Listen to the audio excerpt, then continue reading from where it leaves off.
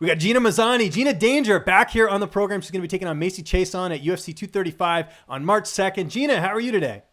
I'm really good. I'm good. That's good. I like the positivity right off the bat. So that's It's excellent. Monday. It's Monday. It's the start of the work week, so It is. It is, got me. certainly. You got a lot to be excited about right now. This is a stacked card, and you're on it, and it's in Las Vegas. Like, how excited were you not only to be on a card that's like not in Canada or anywhere else, but also to be on this card that has John Jones on it and all the other great superstars? It's awesome. I mean, don't get me wrong. I love Canada and I love traveling, so that's cool. But yeah, I'm at home. I'm really excited to not have to travel 20 plus hours, fight in someone else's backyard. And yeah, and the card's stacked. It's amazing. And so and I'm pretty positive I'm going to be one of the very first fights so that I can get over with and enjoy the rest of the fights. Exactly. Yeah. No, you're playing it right. Does it kind of feel like a home fight because you're from Alaska, but Vegas has been your home for a couple of years now? Yes and no. Because Vegas is so transient, so it's still all new and exciting. I mean, it's home in the sense where I can have my dog there the night of the night before the fight, so that's exciting. But yeah, it kind of feels like it's at home. I'm happy because like I have the Performance Institute, which I do a lot of my training at, and so I have all those people and like all those resources, so that's cool. But I mean, so will she. So it's win-win for a lot of the fighters there, which is nice. It's been a bit since we've seen you in the cage. It's coming up to almost a year since you last fought. What's been the reason for the layoff? Were you trying to get fights, or what's sort of the reason? I've been trying to get fights. It sounded like every time I saw Mick, he's like, Gina, sorry, he's like, Gina, I'm trying to get you a fight, blah blah blah. And I saw him at the Las Vegas card, and he told me he was kind of waiting for this 145 season to be done, and obviously sign the winner, and I guess me fight her. So it worked out well. Yeah, it certainly did. But this fight's at bantamweight, and which is a little bit surprising because Macy fought on the show as a featherweight. Did that surprise you at all that this wasn't at 45 or anything like that? Well, when Mick asked me, the first question I asked him was, "This is at 35, right?" And he's like, "Yeah." And the second question I asked him, "Is she gonna make the weight? Like, is this something, Because I one of the things I can't stand at this level of fighting in the UFC, like too many people miss weight and too many people get away with it, and me fighting a bigger, tall opponent, like her last fight in the commentary, like, oh, she's 170 and walks around 5'11", she's a true featherweight and whatever, and she's a huge chick. But if you can make the weight, that's awesome. But if you can't, then that's not fair to me, or that's not fair to your opponent. So I really hope she shows up, and I really hope she does it professional and makes weight. That would be awesome. That's keeping my fingers crossed for that. Okay. Before we talk about this matchup, your last fight I know didn't go your way, but you've had a lot of time to sort of reassess and learn from that one. What did you take away from that fight that you can bring into this matchup? Um, the thing that sucks is like we as fighters we train 6 to 8 weeks. Like this, I had an 8 week fight camp for this one. Um, and some days you go into work and you just have a bad day in the office. You don't feel well or something's not right. I literally had a bad day in the office. I didn't fight how I wanted to. And I definitely learned from that. And like, you learn from all your losses, and I'm definitely not going to let that happen again. That's the plan. But just, just showing up and feeling good. And I'm, adjusted some things in my camp and how I'm training. And it's been really, really, really benefiting, being more consistent with certain things.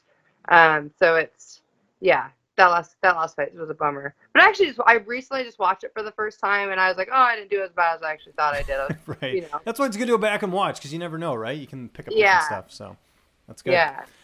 Let's talk about the matchup. Macy 3-0. You got a lot more experience than she does. I know she had some amateur fights, and she obviously fought on the show too. But how do you feel like you match up against her here? Um, I think I think it's like I think it's a good matchup for me in the sense that I feel like I I think my fight IQ's pretty decent, just being around and not saying that she hasn't been, um, but I think technical skill wise, I have a lot of money in the bank in that. She does have that reach and that danger factor. But I mean, hell, we both do really. Like I'm a heavy hitter, and I'm grinding. I'll stay in your face for the full 15 minutes if it goes that long. But I feel like it's a good matchup. Obviously, they took it with no hesitation, so they feel like it is too. So it's, yeah, I don't know. I'm like, and then that's the thing too is like, really, how are you gonna, how are you gonna fight her? I'm like, it's gonna be a fight. There's probably gonna be boxing, wrestling, ground stuff. Like, but I've been doing it all, so getting ready for a cage fight. Does it add a bit more that she won the Ultimate Fighter? Like you can kind of take out the tough champ. Um, yes and no. If we look at the history of the tough champs, it's not. They don't tend to stick around too long That's on true. top. Yeah. And not discrediting her at all or discrediting the people that she fought. It's just a very different scenario. Um, and both emotionally and physically for like cutting weight that many times and being stuck in a house with people that you don't really know and you're kind of forced to live with, like that's all a bummer. But it's, I mean, at the end of the day, a fight's a fight, whether you're making 500 and 500 or whether you're fighting for the UFC. It's oh hell, sorry. Oh, my friend was calling. Um but yeah, it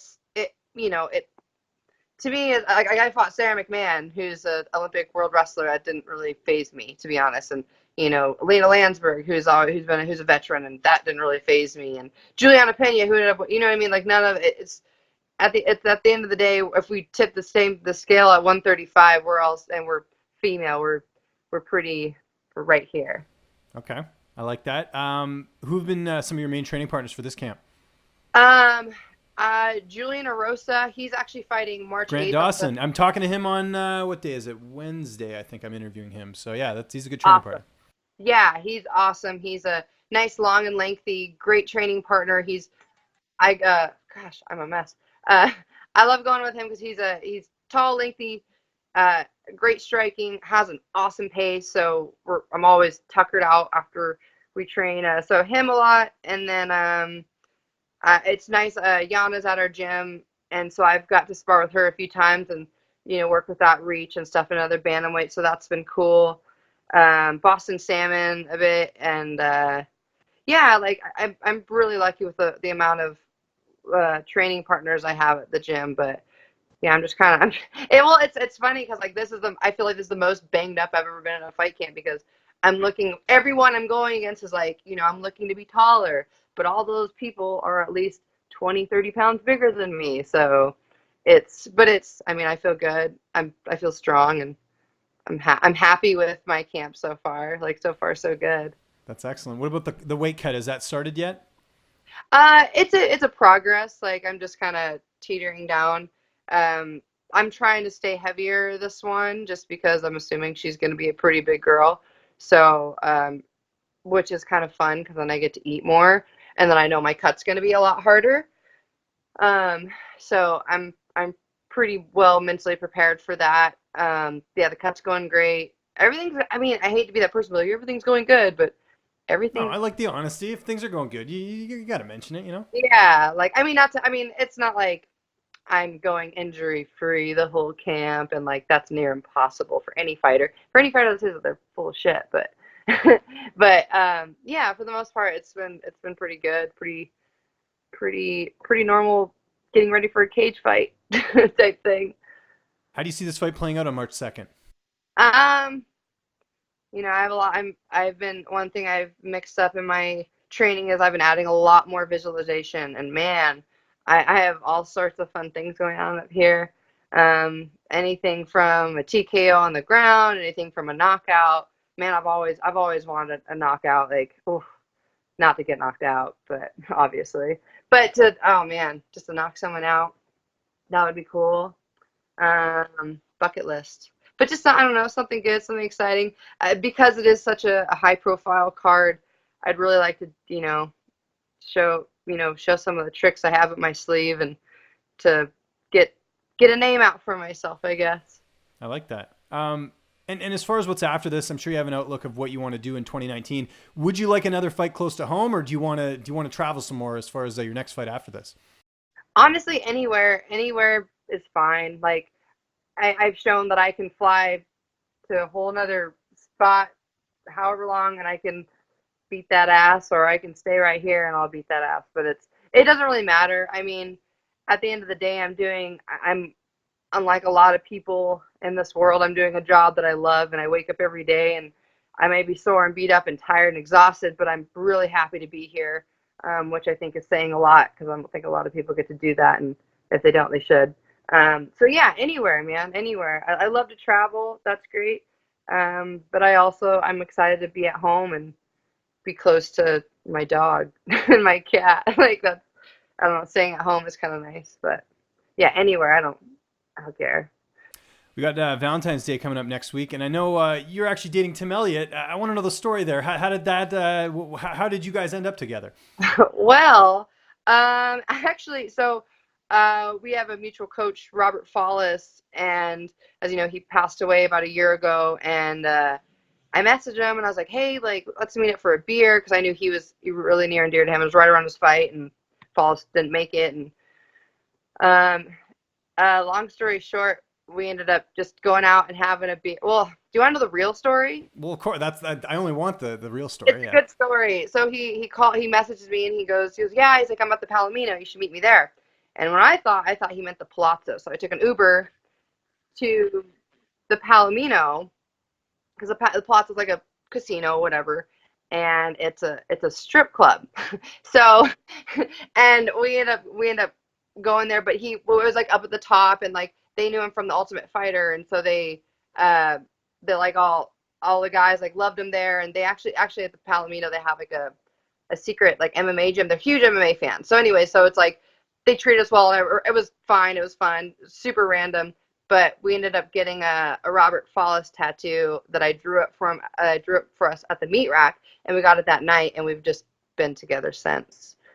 So yeah, super random. I mean, I guess it's cooler than meeting on like Plenty of Fish or Tinder or something. So Okay. Yeah. Well, I mean, you want a good story, right? I mean, that's good. Now, how is it getting to date a fellow fighter? Like, is it easier or harder? Like, I'm sure he understands if you're cutting weight or you have a fight coming up. Like, you guys can understand each other more than say someone who doesn't fight.